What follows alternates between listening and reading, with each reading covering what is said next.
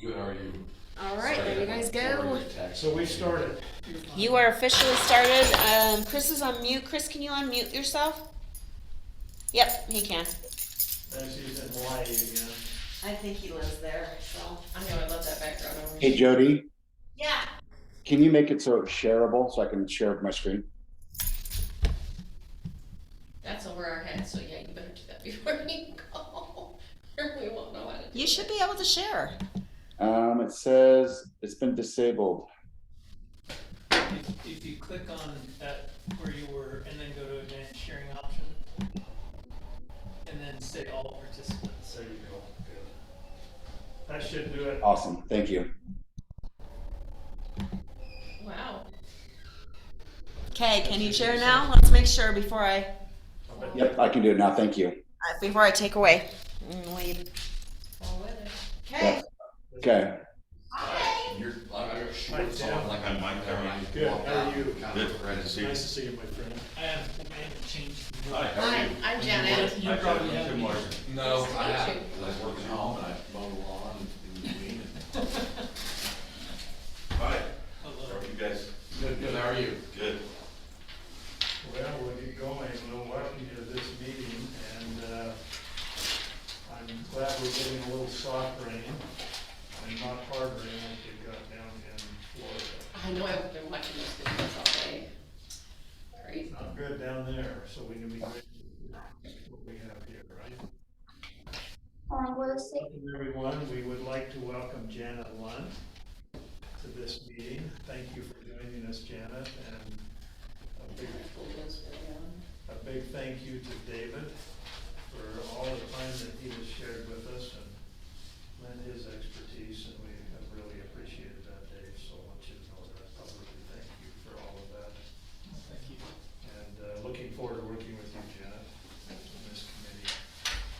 We're really wanting to better define what our role is as the committee, so that we're functioning as the city council and mayor wants us to function.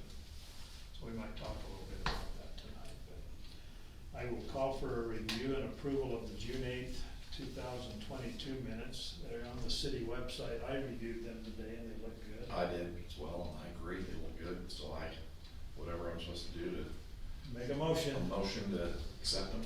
I'll accept a second on that. I'll second that. Okay, all in favor say aye. Aye. So those stand approved. Chris, do you want to brief us on the latest numbers you sent us and go over those? yes, so give me just a second here. And express any concerns you have along the way here. So there was two different emails sent out. There was one sent out last night with just the books closed through August, so 2 months into our fiscal year. And then also, I believe Jody sent you guys an email this evening with an updated budget that we're going to be presenting to the council on October 11th. And within that budget, did you guys get a copy of this? It's on the screen right there. Yes. Okay. So we highlighted a few areas that are going to be the main changes that deal with this budget.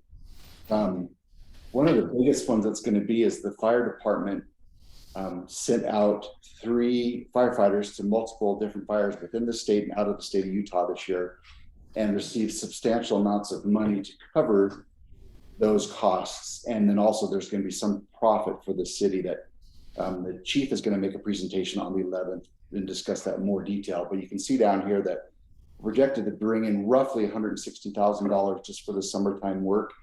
And we're projected to put out about 120-ish thousand for that. These numbers are floating as we speak. We don't have all the finals in, but this is just the estimate at this time. Hey, Chris, can you make that a little bigger by chance? Just a little bit. That's a little better, yeah. Thank you. You'll have to scroll it, but Let me change it. You want me to go even a little bit bigger or? that's a lot better for me. That's better, yeah. Okay. Great. Thank you. Let's see. So that's with the fire department. So all these yellow lines are just moving the fire department grants around. The fire department also received money for what's called the AIM grant that does a lot of the brush clearing. And so now that we have this in place and we've got regular checks coming in, we want to delineate where they were going so we could track them a little easier.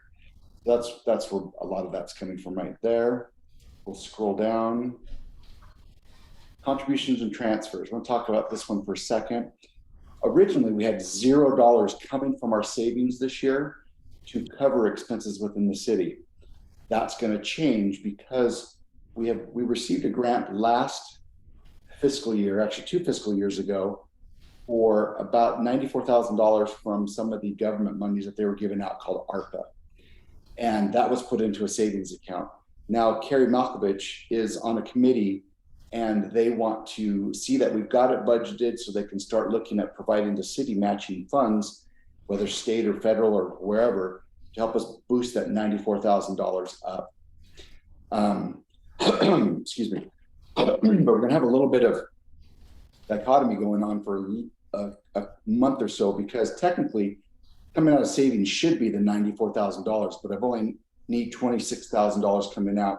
And that's because of the fire funds that are coming in. So I've made some notes within the budget that talks about this really technically should be 94,000, but because we have to have a balanced budget, I can't put some in savings coming out and some going into savings. It just, the state doesn't like it to look like that. So I'll explain out to council too, that this really should be 94,000.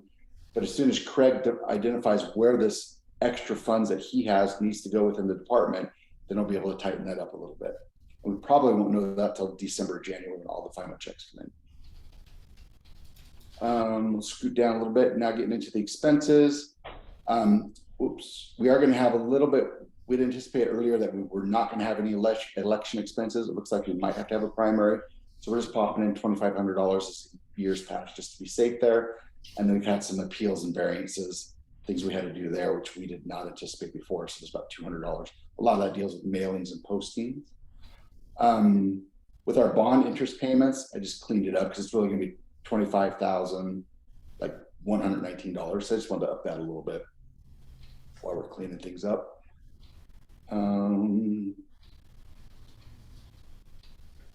Shifting money around a little bit. The roads account, where the roads salary comes from, and I'll show you that in a second, is not being as used as heavily as the ordinance enforcement. So taking some out of the retirement out of roads and bumping it into the retirement for the ordinance enforcement that Craig's been doing. So it's really, it's a net zero because I'm taking it from one and putting it into the other. And we'll see that here in just a second.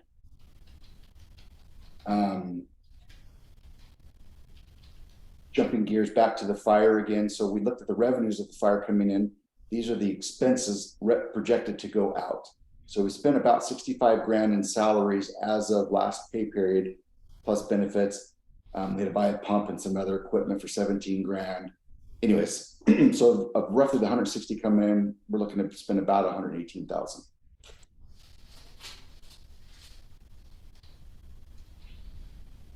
In the roads department, like I talked about, I reduced this retirement amount and put it up in public safety for the ordinance enforcement. Tools and equipment, they're overspent in tools and equipment on the roads this year. And part of the challenge was the way we're tracking the rental of the tractor that we have down at the salt shed that we use for the road, salt shed, and water lines. And that had to be put into this tools and equipment account that was not allocated earlier on. And so that artificially put this $3,000 higher than they had anticipated before. So we're looking at bumping this up by $3,000 to cover that tractor lease payment. And it's $9,000 a year, just a little over $9,000 split between roads, water, and snowplow. That's what Corby uses to stack all the salt down there and load the trucks in the wintertime. This is just a cleanup thing. We're tracking the debt service in a different area than it was originally budgeted for. So really this is just moving monies around to capture that principal payment better. And then same with the snowplow outlay, just capturing the principal in a different line. For the truck payment, once again, the snowplow trucks are on 3 different, the water account pays part of the snowplow, well, because they're dump trucks, pays part of the dump trucks, snowplow pays part, and roads pays part. We have more work being done in the parks department, and so retirement is needing to be bumped up a little bit that was not accounted for before. And once again, that came off the roads account, so that's a net zero there. And then the last thing is the ARPA funds. So this is that 94,000 we talked about in the very beginning. We're taking it from the general account where it's been sitting, and we're going to move it over to the water account where Gary's trying to get additional monies and matches to finish phase, whatever phase that is we're in right now. What is the ARPA, that fund, Chris? That's the federal funds that came with COVID. Okay. And we received that money about 2 years ago, put into our bank account.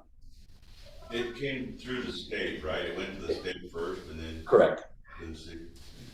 State to the county, I guess, and they put it in. But didn't we already spend that, Chris? We have not allocated that or spent that for anything yet. It came after we already had the loans already in the works. I thought that was what we spent, like for this wonderful camera system that we don't actually use. Where'd that money come from? So that came from the county. That was also COVID funds. It was $116,000. Oh. And yes, that $40,000 suite camera system you guys are sitting on in there, and microphones and stuff. But no, that came 2 years It ago. doesn't work, so we're using the cheap one. So we bought one that doesn't work? Yeah, I don't know, what to do with that, right? This $80 microphone that Jody's got plugged in now works better than those other ones that we spend a lot of money on. That was That makes sense. in the capital projects account. This is Fund 40. We don't really have anything going in or out this year, but there is some money, some interest being earned. So just putting a budget in for that. In the next capital project, this is the $50,000 savings for the new fire truck. Nothing's changing in there. Hey, Chris, Yes. sorry to keep bugging you, but those ARPA funds, what kind of restrictions are on those? I believe it does have to be used on a capital project. And other than that, I need to read Carrie's notes on what those can be used for. She has it, I believe, in her thoughts, and she's going to bring it up on the 11th also to spend it on water. But I don't know the 5 things they could spend it on or whatever. Finish your road. I know, I knew what you were thinking. It could very easily, I believe it could cover West Loper. I will look into that and I will email the group. Is that what you're asking? Well, I know Carrie's gonna balk at that, but I'm just saying,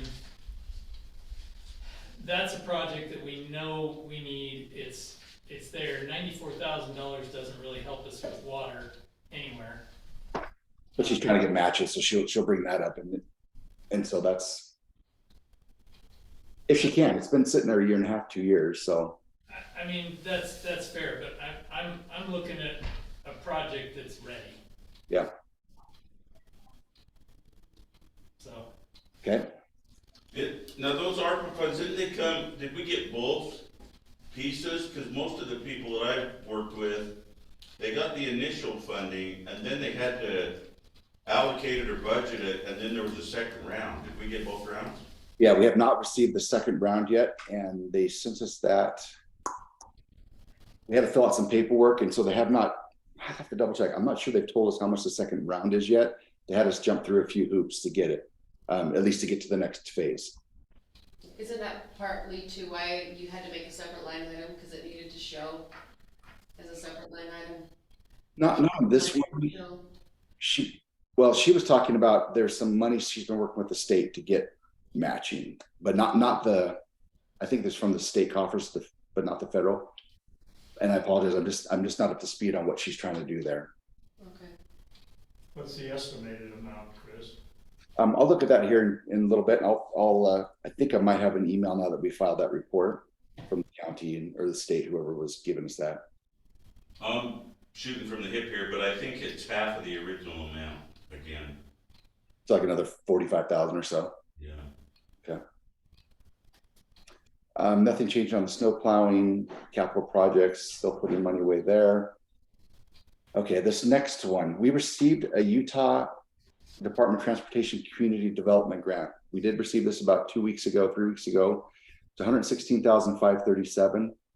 It just got dropped in. Carrie said, did we get the money? Let's set it aside. So I don't know if this can be used for Loafer Drive either, but it's from UDOT and it's for community development.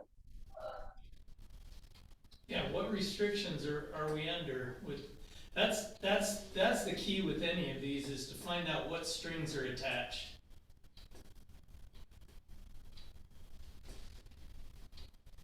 I'll be honest with you, this one just showed up. I had no idea it was coming. I don't know if she knew it was coming, but we did receive the money and it's there. So her recommendation was to put it into the roads capital projects to segregate it out of the general account and just put a line in and a line out. We don't have to pay any of this back. So that's what that is. Money to us. I think if you don't spend it within a certain period of time, they do want it back, right? Oh, is that, I'm sorry, I couldn't hear what you said, Mike. Is that what you're saying? Well, is there any ramifications where we have to pay this money back? And I know in the federal there is. I have not heard about the state one. But I do notice on here, David and Janet, that we don't have the Loafer Drive project budgeted on here because that kind of went away, not went away, but it just didn't get budgeted this year. Do you want that 220,000 put back in here to show for Loafer Drive? Yeah, Sounds like you're. Is it just in roads right now? yeah. I have no idea. It's sitting on the balance sheet in the fund balance for this. Finish the road between West Loafer and Summit Creek. so that'll be another exit out of Summit. It will, And then how much is it, 220, is that what you said? yeah. About 300. Estimated at 220. Well, no, sorry. 220 was approved last November. It's more now. We've got more, the cost to do it is around 290-ish. So we're looking at about $70,000 that we need. So And- Summit Creek is required to do most of it. Summit Creek, their part's like 300,000. So So we're trying to find another $90,000 or $70,000. we're trying to find $70,000. Well, we found $25,000 last night. And so now we're at, 40 something on? Don't we need an extra like 16 or something for engineering too on top of that? Well, okay, so let me just say this. I don't know that that's accurate, and that's what Corbett was gonna find out from Ted today. For whatever reason, and I'm not sure what it is, Corbett has been dragging his feet on this project for years.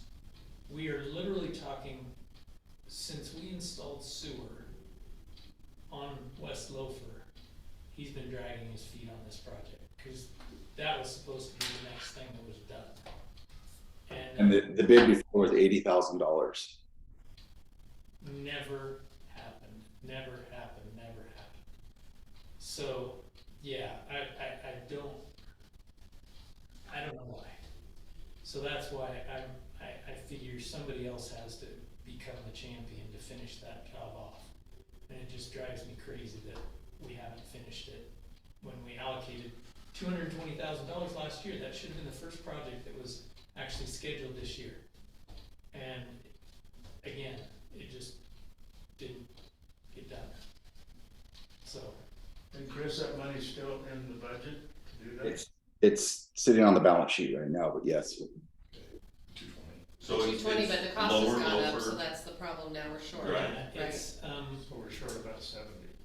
I pulled Yeah, it up it- on a map if you wanna see.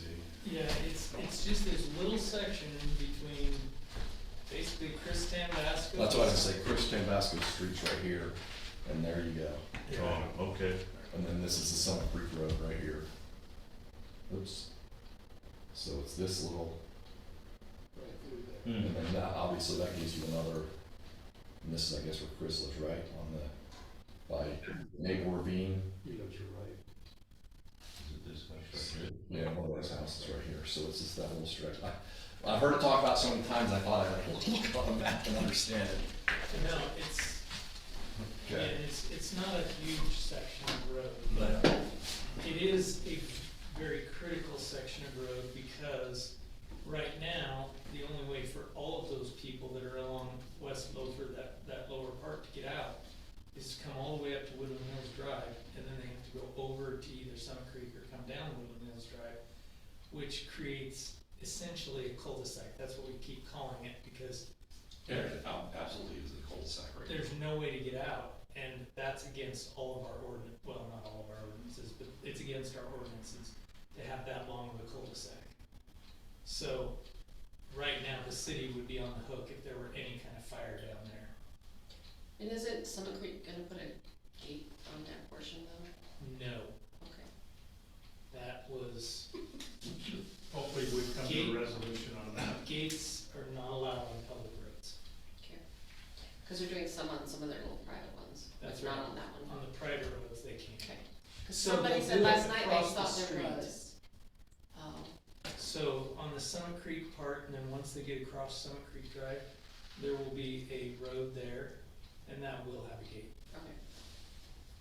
Chris, do you know if I'm just looking at the final rule that came out in April for these ARPA funds, and I'm not sure roads qualify. Okay. So maybe we have to look at that UDOT, one and see this development one up on the screen. It talks about water, sewer, and broadband. But I can't see anything that mentions roads. Okay. Well, okay, it wouldn't be much of a stretch. That actually was the reason the road. Anyway, There's sewer underneath the road. there's sewer underneath the road. So it would be basically completing the sewer project. I've learned that government stretches things all the time. Yeah, I can see that probably. Fly. Especially if we're looking for a portion, you know, we'll spend that much on the sewer part of it, and the other 220 or whatever is, Did we do water at the same time, Dave? Did we do water? When did they do sewer? Did we replace water? You know, that's a great question. I don't recall that we did water at that time. The funny thing is that sewer project was extremely last minute, meaning it was kind of an oops on the city's part. And the Lowe's attempted to move in and the county wouldn't approve a septic tank because they were close enough to the sewer line, but the sewer line only went up. It didn't go down. And so Corbett basically did this really quick dig and fill it in. And it wasn't until 2 years later that we actually then resurfaced the road on West Loafer. Yeah. And then we never finished that last little bit. So it's really just finishing the sewer project in my mind. And I know that sounds like it might be a bit of a stretch, but, you know, that's really what it was. Do you think that'd work, Tim? I don't know, this isn't my forte, but I've run into it a little bit, mostly from nonprofit organizations that have gotten some of the same money. And the rule, they just came out with that, there was an interim rule that kind of gave some information, and then in April they came out with the final rule that specified what the funds can be used for. The interesting thing is that it has to be prospective, it can't be retrospective, and they give a few examples of that. So you can't use it to replenish financial reserves So or you can't use it payments to on pay a bonds loan or other debt or a bond. services, yeah. But it can be a new project, well, not a new project, but It can be an ongoing project, but it can't, yeah, it has to be prospective, not paying for something Can to that happen. section of road be done less expensively? Is it, is it being done higher end where, cause isn't it more expensive than our other roads that are done per foot?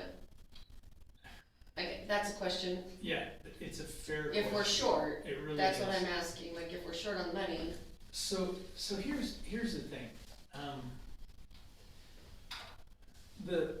The roads that were originally built on Woodland Hills are all crap. I know, I've heard, And not done it's- right. They were never given the proper base, they were never given the proper drainage. Yeah, Woodland Hills Drive was terrible, and we've never really, and I say it that way because we did do, down by the mail, I'll call it mailbox church, we did a section there that we actually tore up the road, put in a proper foundation, and put in curbing and all that stuff, and that part was done correctly. Then we went to redo Woodland Hills Drive with that $10 million or whatever loan that we did, and the Corbett, we never really went down all the way to the foundation, we just redid the road base section. And then we put curbing on both sides until we get to the fire station, and then we didn't do curbing anymore. So, everywhere else that we've redone roads, including what we did for the water, just last year, was essentially just a top coat over the existing road. So we never went down, all the way down to the base. Yeah, they grind it up and smooth it out and put a new layer on top. Actually, yeah, I don't even remember them grinding it up. I think they just literally put the, I think they There's cleared it up. slurry on top. no, it wasn't the slurry, they actually did, basically another 2 or 3 inches worth of asphalt over the top. I think they ground it up and They packed it down. I don't know how, if they ground all of it up, all of the asphalt, but I know they definitely did grind it up. It's still, it's like you're saying, it's the 18 inches below that that's the problem. So, the reason I give you all that history is Corbett keeps saying, well, our price per foot on doing this road was the X, and this road's gonna be Y. Well, that's not a fair comparison at all. And I don't think if we're, like, the Summit Creek roads and the Thousand Oak roads actually were done properly according to our standards. Yeah, So if we're going to do new road, in my mind, we should do it new road quality. If we're doing old road, then that's where, okay, we might just put asphalt over the top and call it good. But eventually it'd be really nice to redo all of them, but we don't have the money for I know that. it's a lot of money. So I'm just like, okay, let's not make the mistakes, let's not let the sins of the past come back to haunt us. Let's do new road the right way. At least that's how I think. And I'm just asking the question since we're short. And I think it's a fair question. Is there a way to do it? But I don't think that we're like, the engineering that Ted did was not what I would call Taj Mahal kind of excessive. It was just to meet the standards that we have in the city when we build new road.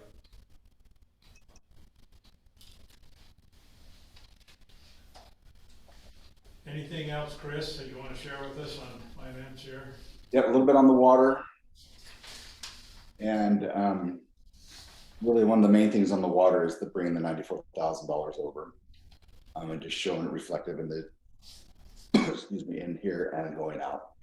So our water service revenues have gone up, right? Yeah, so those have gone up just by fact of the water rate a couple years ago, but bringing that 94,000 over from the general account and then showing it expended over here. But otherwise than that, that's gonna be the. Is it earmarked, is there a project that will fill That, 94,000 out? that's my understanding. She needed it to show on this budget once again, so she can go get more grants, and it had to be shown that we were actually allocating the funds and going to spend them.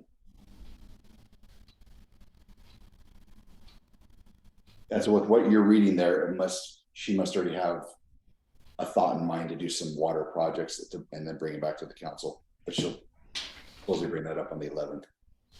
What about the well project and the 40% we have to spend? Can we put it on that? That's an unexpected expense?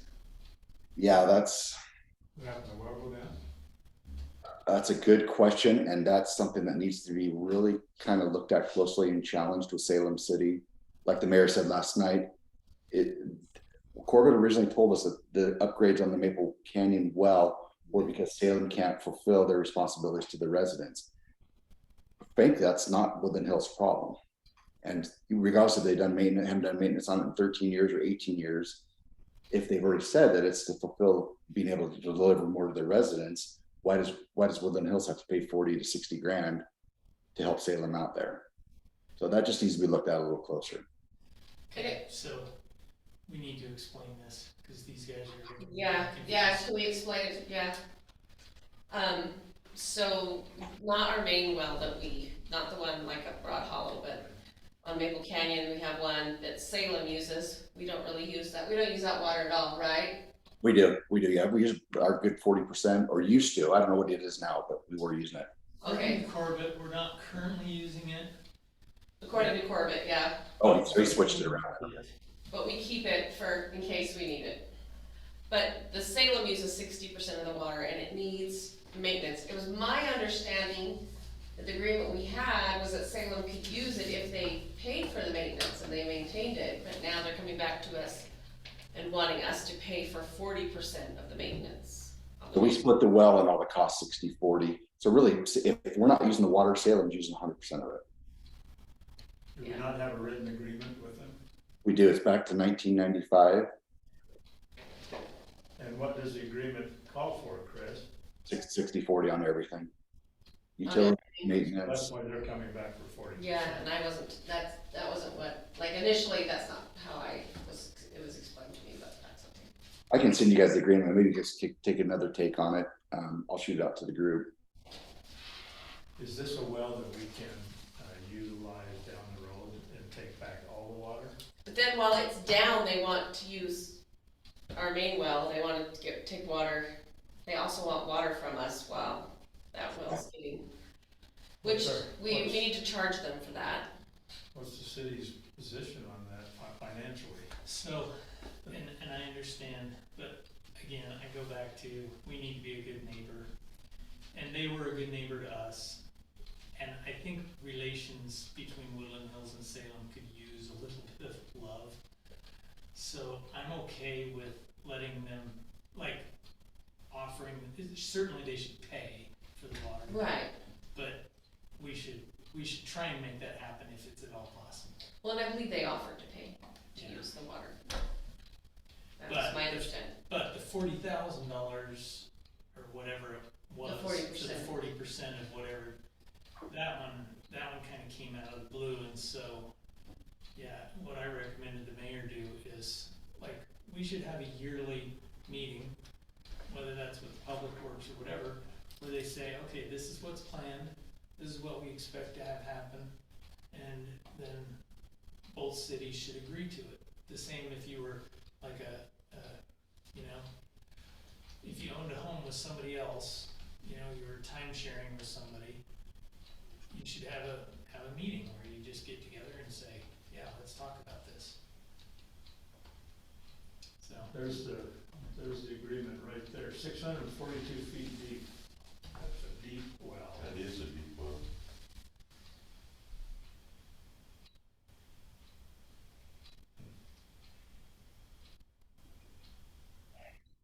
$1995. That's when my house was built. So is there any expiration to this agreement? 50 years. 15? 50. 50. Oh, 50, wow, that's a long one.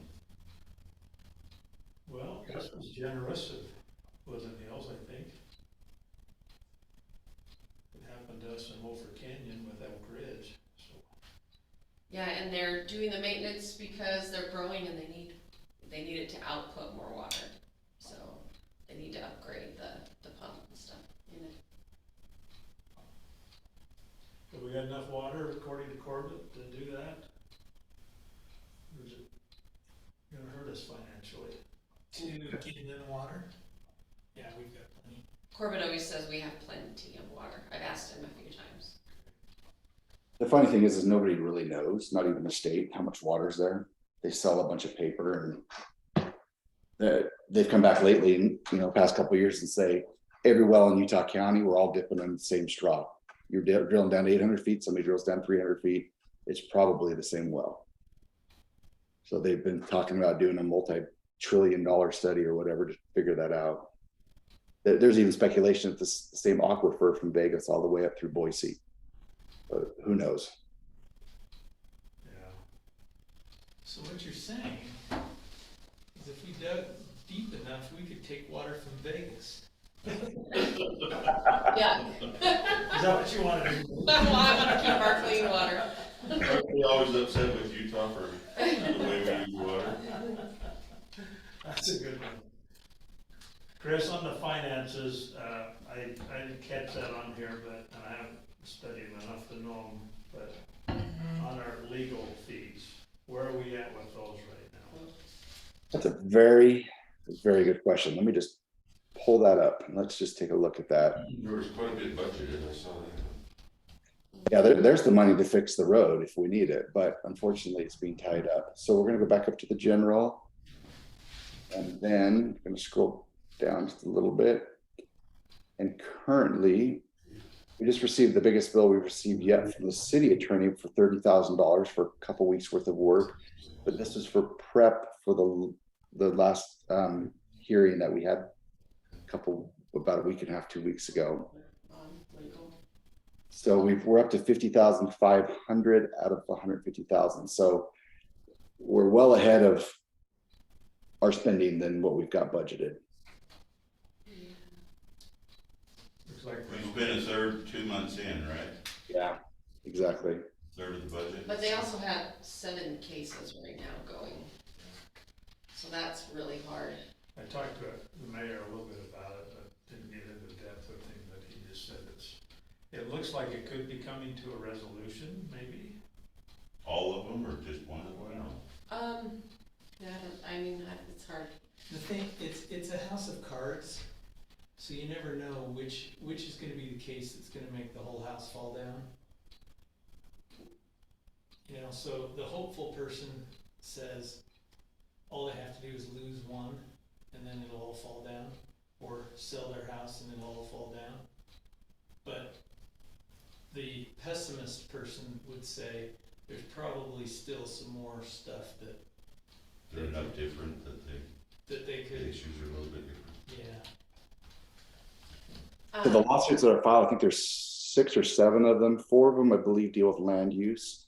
And I think those 4 could be tied together. Jody sends us updates every once in a while. There's one that they're seeking damages, and they're still working on all that stuff. The attorneys are doing that. And then there's a couple other ones. So it's like Dave was talking about. I think if they can get one of the land use done, I think they can take care of the other ones. But that is just so, that's all. And their house is under contract, but it's contingent upon the buyer's home has to sell. And I asked the question last night, but it would take away a lot of their arguments and a lot of their cases because it's life safety issues and things like that. And if they move away, they no longer have a life safety issue, right? But there would still be 2 cases that would remain that they could continue on, and they probably would. I don't see them. Is there This amount. a new family moving in with this case and that of them coming back on the seat? They couldn't, because that's a pre-existing condition. Okay. So Yeah. they're buying into a condition that already exists. And Right. buyer. Okay. And this is only one set of attorneys. Good about The insurance is still covering others.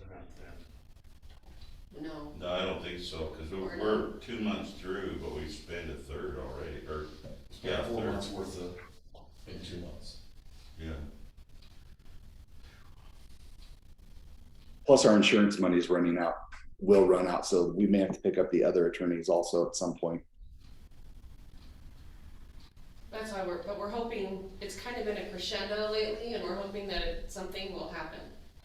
They had a meeting with the engineers, I think it went pretty good.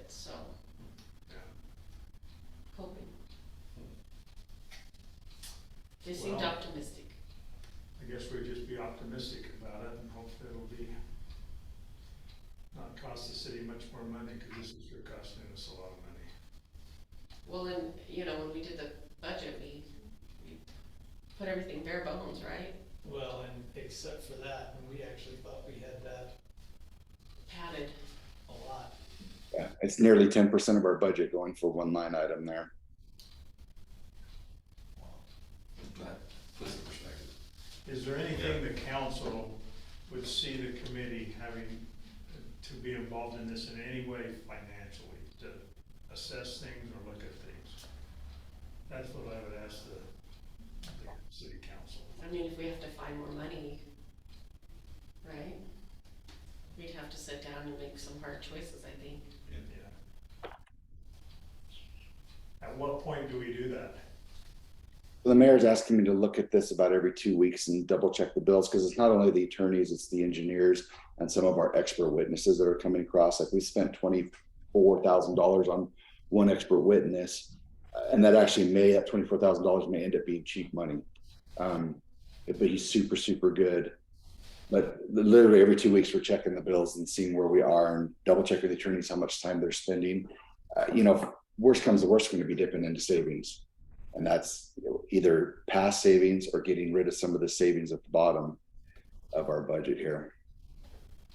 Thank goodness we have it. Yeah. So that, Why do you save for rainy day, right, or a legal issue? okay. I won't say any more on it, I just am concerned about it. That it's gonna- You- Well, you should be. it's 10% of the budget, we probably should be. It's on very 9% a little concerning. bit. And it sounds like Chris is on it, and the mayor's on Chris to make sure we're watching all our pennies there, so. Chris, would you make sure that we're apprised if there's any serious concern there? And if there's anything we need to do? And I'll talk to Brand too about it to see if he wants us to do anything as a committee. Okay. Okay. Thank you. Is there any other questions on our budget? On our financials? When is the audit usually completed, Chris, for the fiscal year ending in June? So the auditors will be on site November 7th, 8th, and 9th. And then they'll have it Usually done, before the end of the year? December 31st. So they usually get it done 1st of December and present to council in January. Are those state auditors that come in? I don't think so, they're probably private. Yeah, it's Larson & Co. out of Spanish Fork. Okay. Yeah, they'll come in for 3 days and check under the hood and see how things are going. Good guys. They're very thorough. Does there need to be any discussion on our phased water projects? The city council wants us to be involved in. Yeah, have there been any other repair requirements? I mean, I think that's kind of what drove it last time, and it sounds like we still have the non-compliant line to replace, but other than that, at least it's not. That's phase 2, right? Well, there was that one section that's, Part of phase 2. yeah, it was Yeah, one, we've 2 still got a meters. section on Spring That's that 6 inch or whatever. is the 6-inch pipe that we need to get to 8-inch. We haven't had any more breaks, so I wanna say, unfortunately, it's kind of out of sight, out of mind. We did have one more, issue, and I don't know where it happened, actually. It was on Broad Hollow, but I don't know where, and I don't know why. It was where it had already been replaced. Really? You mean the new one? Mm-hmm. Seriously? Yeah, cause I live on Broad Hollow and I saw it. And it was right on the corner and it was, I don't know why, but it was leaking. And Was there a lot of water coming out of it? there was a lot on the road. How recent was that? That was in the, It was like 3 weeks ago, something like that. oh, just that soon? Okay. I thought. I just remember them sending out an email to all the people on Oak that they would be without water for a period of time.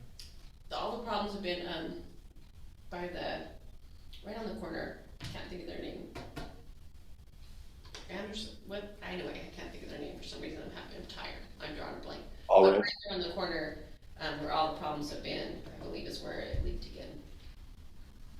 Probably a joint or something. Yeah. That's what I'm hoping. I'm hoping it's It's, not. it's fixed, right? Yeah, yeah. So I'm not looking at it. And is there any kind of guarantee if it's part of the new stuff, or is it just once it's installed, it's on us to repair it? We installed it. That's a great question. I don't know. That would really be a Corbett or a Ted question. I'm sure they're Did obviously. we install it, Dave, or did the No. Ted's company install it? No, it wasn't Ted's company either. It was, Vancon. it was either VanCon or, Geneva. It was one of those two. Okay. But I don't, like, I do know that we bought the pipe ahead of time, and then Corbett did all of the, concrete valve boxes. I saw it. And so, again, I don't know what the nature of the contract was. Whether it I think was you saved the city a lot of money by doing that. Oh. thousands of dollars. Yeah. Yeah, that was a big savings, so. It was a huge savings, but again, whether that would void any contract or warranty or anything, I don't know. That's a big thank you to Corbett for that, so. Yeah. Tell him that. He's pretty proud of that, cause I saw them, it took a lot of work, I think. yeah, he did a lot of work on those. Okay, well, if there's no more discussion on that, we'll go to grant monies. Is there anything on grant monies we need to talk about? No, the grant monies that I think you brought up, or that were at least the ones on the agenda, we didn't get those, Okay, which, that was those COVID dollars that we were. Well, the infrastructure bill, right, isn't that the one? it was the infrastructure bill and the state. Swallowed all. So why did the state kind of shaft us on that?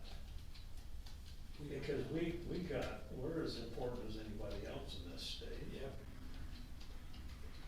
All I can say is it has been communicated, but that's where politics come into play, and bigger cities have bigger mouths. I guess. Chris, do you have a report on the cameras at all? I did talk to the chief about it. He said the camera guy wants to get, this was on September 21st. The camera guy wants to get them in prior to winter. I'm sure. I told him the well is first priority and then the rest. Utopia is trying to get up here to do the park in the next few weeks. Hope this helps.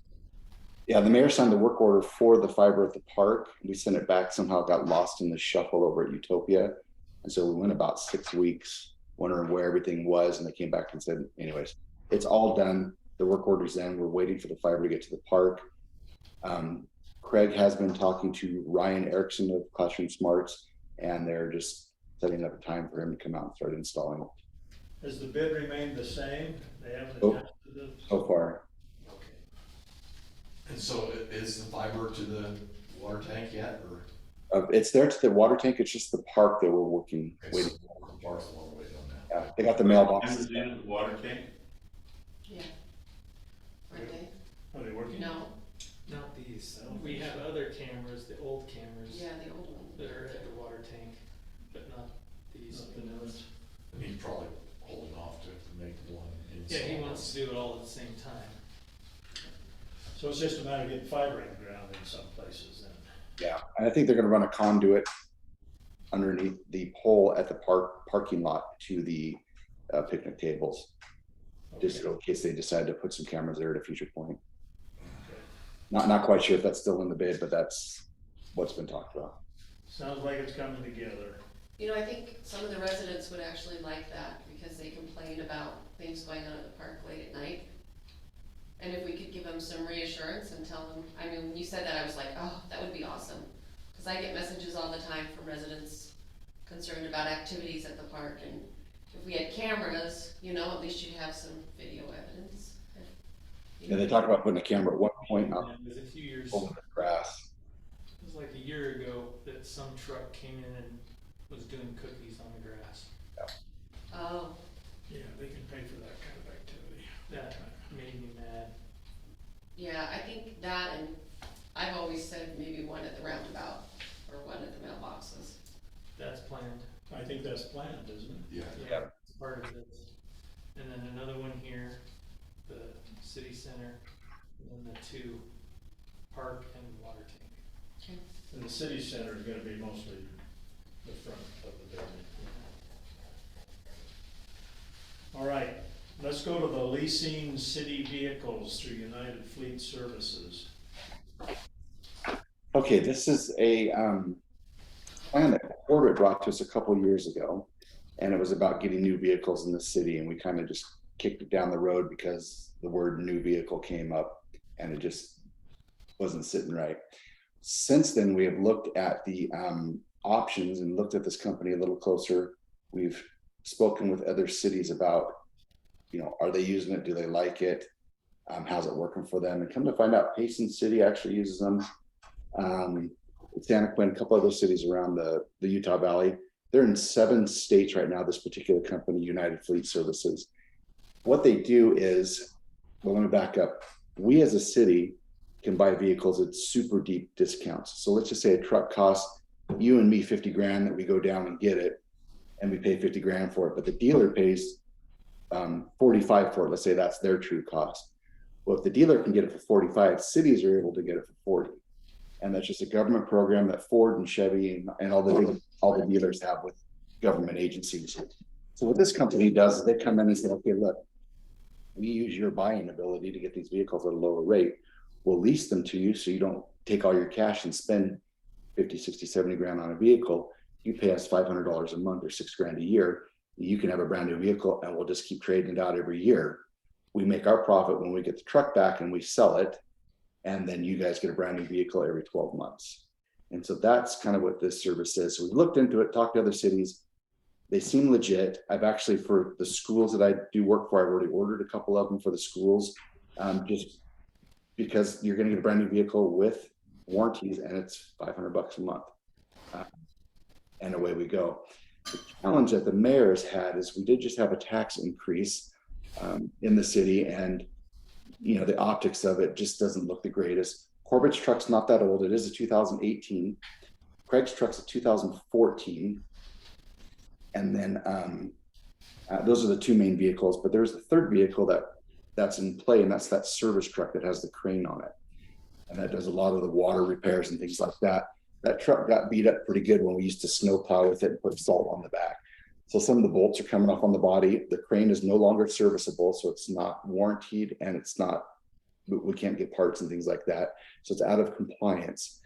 So we looked at needing to get a new service truck too. That truck is a 2006, low mileage, but it's just older. So at one point we were looking at a whole package deal, selling all 3 vehicles, because we own Corbett's truck outright, we own Craig's truck outright, and we own the service truck outright. So all 3 vehicles, get the cash. Then look at leasing new trucks for Corbett and Craig, and then paying cash for another service truck, just because we're going to keep that truck for 10 years plus. But that's when we got into the whole thing with taxes and how would it look if we got all these new vehicles. So what the mayor wanted us to do is have you guys look at this plan. I don't know if you got down to the page, or just really we get down to the brass tacks here. And these are the different vehicles they do. They're an F-150. They're only Fords. F-150, and excuse me, I shouldn't say only Fords, apologize. I believe they're only American-made vehicles. F-150, F-250, or F-350, and then like a Suburban or an Explorer, or you can get some cars, or you can get some minivans. And these are the prices annually for them. They are a little bit nicer vehicles. They do require that they're leather seats and that they have tow packages and things like that on them, so they can resell them quicker. Otherwise, you just get on a rotation and you get a new truck every year. Craig's truck would be a little different because he would need the lights and sirens and all that package, and that's like an additional $3,000 added on top of that. So it's pretty straightforward. I don't know if any of you guys have come across it, Tim, if you've seen this at all, any of your dealings with this, with nonprofits or anything, but this is what the mayor wants to look at. He wants to know if it was a good thing from a community or from a resident standpoint.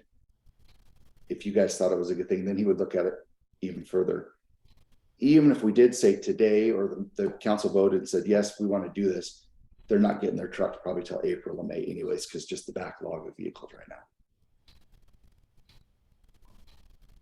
Tim, do you come across this at all? Yeah, some of the school districts use this same company that we audit.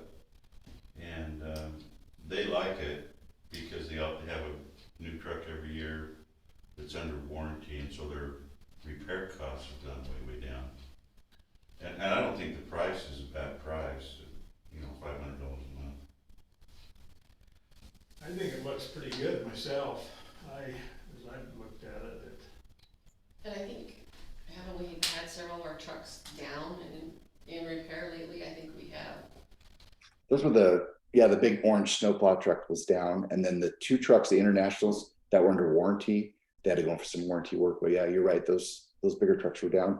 Corbett's truck is pretty new. Craig's a mechanic, he takes care of that truck like it's nobody's business, but it is getting to be 8-9 years old, and it is a fire chief's vehicle, and he's cruising along to incidences. And then Corbett does use his truck for some heavy hauling and stuff, so they're putting some miles on those vehicles. So Chris, would the lighting for the fire chief's truck have to be that same cost every year? Yeah, I don't believe they removed the lighting and put it on a different vehicle. They would just resell it as a fire chief's truck. So you've got the 6,000 or 6,500, whatever it is, Plus $3,000 every go around. Correct. So his payment would go up to like $700 a month instead of $500. I believe that's what it was. And I thought it was on here. They talked about different lighting packages or gun packages if you want to turn in. That's what Payson uses it for, is their police. So they've got like computer mounts and gun holders and safes and all that kind of stuff in there. has the city council looked at this at all? I don't think we've talked about it yet. I think the hardest thing is gonna be explaining it to the public. Or making them understand that we're not New trucks, misusing Yeah. city funds. New trucks all the time. Cause when I was campaigning, all I heard about was Corbett's truck. People were Oh, still my mad goodness. about Corbett's So- truck. Why?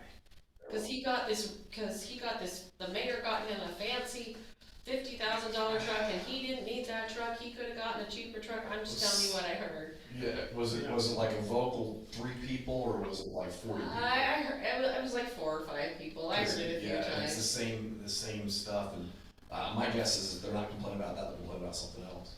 Right. Like, they're gonna complain no matter what, so why care about what they're saying, or why let that influence a decision like this? Yeah, I think if the decision is in the city's favor, then we should do. That's the bottom line. And we could have Carrie put something in the newsletter, a little blurb about it, and just say, somehow, if she could show how we're saving money for the city by and doing this. having safe vehicles that are current. We don't use- Chris, can we put a comparison together on what we Yeah. have been paying I like versus that. what this would do? That would be really good. That probably would be in our benefit because we're not paying anything right now. So you have to purchase the vehicles, and so you could spread that out over the life of the vehicle and then look at the repair costs that we've had. We get an amortization of what, like 3 years or 4 years trading the vehicles out kind of thing. And Did you say that's not a good idea or a good idea? well, we've owned the vehicles, and so we outright paid cash for the other vehicles.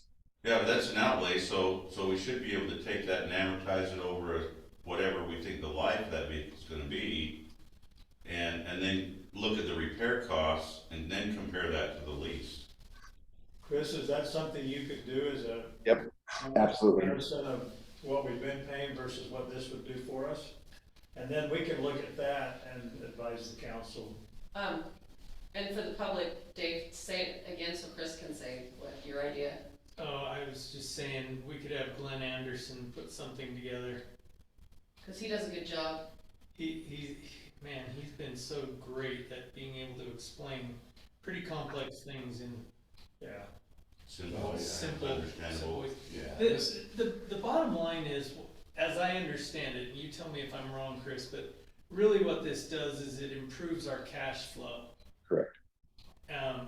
And keeps you from having to, you don't have the penalty of the cash flow, and you don't have the penalty of the maintenance. Cause you're getting in essence a brand new It's vehicle. an even cash flow, it's consistent, it's predictable, and there's no maintenance expenses. Yeah. And it's probably just gonna hurt the first year because everybody's gonna see brand new vehicles, but then once they get used to it and see a new vehicle every April or whatever, it's just gonna be like, I mean, that was one of the things, my wife and I went to a marriage, counseling when we were engaged. It was, our stake mandated it, and they had a finance guy come and teach all of these young couples. And one of the things he talked about was, the difference between fixed costs or fixed, expenses and dynamic expenses. And his recommendation was to all these young couples is make as many of your expenses fixed expenses.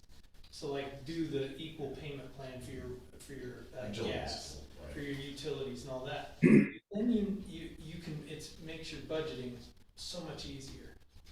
And I've held on to that kind of simplistic belief our entire marriage, and I've just always left things, if I can make it fixed, I make it fixed. And I think with cities, it's a similar deal, that if you can make something a fixed expense, then you don't get hit with something crazy. Well, it would be nice because like right now, in the situation we're in with the budget, if one of the trucks went down and we had a transmission or an engine, something Yeah. major, you know, Post warranty period. we're gonna have an issue, right? And we're already taking advantage of the fact that our fire chief happens to be a long time A mechanic. professional mechanic. So we keep these only 1 year? Is that what I'm hearing? correct. $500 a month. No problem For keeping them perpetuity in with a warranty new then. truck. One of those. That Yeah, one. yeah, that's, And the way the market is now, these guys are probably doing okay selling their vehicles, especially big trucks. Which that And would can we be, sell it? Oh, go ahead, Dave. I was gonna say, that would be one aspect we would want to look at is if the used car market ever went down and these guys either went away or increased their expenses dramatically, we'd wanna make sure that we have some kind of clause where we have a buyout clause where we can buy the vehicle outright from them. but this is renewable every year. We're renewing this lease every year, so you'd only be exposed for 1 year. Yeah, we have to sign a new PO with Ford or Chevy every year. So if we didn't sign it, we're not getting a new vehicle. Is this, Your risk would be that you get to the end, now you gotta buy a new one that takes a large outlay. And now they've gone up to $1,000 a month instead of Yeah. $500. this would not apply to our heavier trucks that are snow plowers and things like that, right? No, and that's gonna be another thing. I think we're coming up on 3 years on the trucks and we did the I leases. thought last year was the first winter on those trucks. Has it been that long? Yeah, no, we've gone 2 years already. Have we really? Yep. And we've learned a lot. I think they would change the trucks on. That's a while. Wow. We vetted those trucks. I can't believe it's been that long. So we need to be thinking about that too. I think next, I'll look at the leases, but I think next year we need to consider. That's the two smaller trucks, right? Yeah, the white internationals. So Janet, will the city council advise us on that when they want us to go to work on it? Yeah. Or is that something we want to put on our radar and get on our agenda right now? No, we can ask them. We can bring it up. I'm sure they'll let you know. Well, I'll let you know. Okay, Or Dave will when it is. okay. I know he says he's stepping down, but. So is this okay with the committee then, if we have Chris put together a comparison for us that we can look at? And can we have that done by next meeting, which is scheduled for November the 9th? I think they might want something a little sooner than that, just because if we do have to order the vehicles, we're 4 to 6 months out. But maybe I could put some stuff together, and I don't know if we want to get really fancy, and I need Tim's help on this, but some of the back end loan to value and lease end options and that kind of stuff, or we want to just keep it simple and this is what it's going to cost on this lease, or this is what they're going to cost on UHF.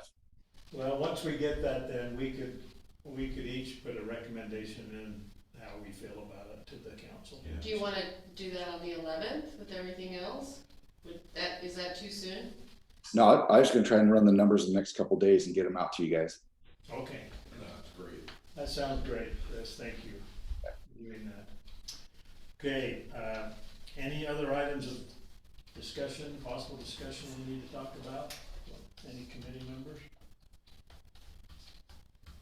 Okay, any public comment? Is there anyone else on here publicly? I don't think so. I have a comment on the lack of public comment. Okay. So somebody asked me, why is it at 8 o'clock? Because I guess some citizens are saying that's awfully late, I'd love to attend or listen, and I'm sure I don't know that they would. We don't get that much attendance for city council, but they asked why it's at 8 o'clock. Cause it Well- seems kinda late. The main reason was, that was when this group could actually get together, Makes sense. because they were all, I mean, I think John was really Yeah, the biggest challenge. We And can- he- John and Becky had something, like we can change the time. state Well, release it's society. not me, I'm fine. I came home and cooked dinner and took care of things and then came here. It was nice. So, Would we recommend an earlier time, like 7 o'clock, or is that better for everyone or not? I actually really liked 8, because I could go home, like the city council right now, I come straight from work. I know, you don't get to eat. I cannot go home with city council, I can't either. so. I What like time is 8. it? 6. 6. I tried to get them to move it back a little bit and they wouldn't. I know, I'm like, just the 7. But because it So were goes. they really concerned about it, or? It was just a question that some citizens had complained and asked, and Jody had asked me, why is it at 8? Okay, So, well, it's a good question. I'm willing to change, but it's up to the I committee. mean, I wouldn't go any earlier than 7 if you're gonna go. Because that way everyone who has to work or commute could get home and at least eat something before they came. Yeah. So, that's up to you guys. It was just a question that was presented to me. They asked me to ask. Any thoughts from you, Chris? Nope, I'm good. 8 o'clock is nice just because you can get people settled down and kids to bed if they want to attend. City councils are going to 9:30 anyways. Who's that too late for? Just, I Here's don't know how committed you are if it's too late. Yeah, I can say, I don't care. they just asked me to ask the question. I like I mean, there have been times that we push it on until 10 and. Here's a suggestion. What if we do 7:30? A half hour earlier. You're not gonna be here, Dave, so. Yeah, enjoy it. issue. Maybe, you're welcome to be here anytime. We love I'm you. refusing to accept. Mayor accepted it. I refuse to accept it. How does the committee feel about 7:30? Either one works. Yeah, I'm fine. I can't do the 9th of November though. Oh, you can't. That night, yeah. Okay, Yeah, man. let's look at the date then. So, I'm gonna stay for camping. no, What about the 16th? I can do the 16th. We're pushing towards Thanksgiving, but I can make that work. Janet? Let me double check, make sure planning commission or something else isn't that evening. But when we change it, we sometimes affect other meetings. That's Seems the like that would hardest be a part is, problem. so, What do we go November 1st? the, Or the second.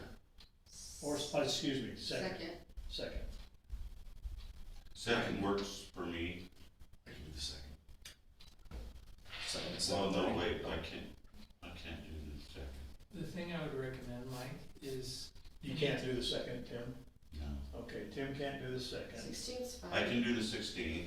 I can't do the 9th either. I'm out of town tonight. Anytime you change the date, just the next morning, send an email to Jody and just say, cause she kinda keeps the master calendar. Yeah, so in the past, we've. Is there anything She you knows know what we about have for the done. 16th that would conflict? Mm. Chris, do you have anything? I'm good on the 16th, but I'm just trying to find a calendar that might help us. I think I have PTR, but Ben can cover it. Can't have two meetings at the same time. Yeah, PTR's at 7. Keep it at 8. Okay, so we'll keep it at 8. Will they only go an hour, do you think? If we weren't being recorded, I would answer honestly. Yeah, Sherry talks long. She's long-winded. I think that's kind of the challenge Jody has as recorder, is making sure that all the meetings, anybody who wants to attend can attend. We can double check, but usually it's that third Wednesday. Okay. 16th, Let's just plan on it and double check with Jody and make sure it works. okay, I'll call Jody in the morning and. Did you say the third Thursday? Third Wednesday. Third Wednesday, okay. Wednesday. is PTR usually. What's PTR? Parks, Trails and Recreation. Oh, okay. Okay. So you have a meeting that night at 7. Where Is did it you here? have that meeting? It's not always here. Lately it's been at the park and it was at John Hollis's house last time. I just grabbed the little recorder and take it. Okay, so we'll plan the 16th and 8 o'clock, And just double check it and it should be good. and hopefully we'll be okay. And Yeah. you'll just have to say it has to be over within an hour. Yeah, or Ben is on there too, so I can just leave and have him, whatever, we'll figure it out. Sounds great. Okay. With that, we will hold our next meeting on Wednesday, November 16th at 8 p.m. 8 p.m.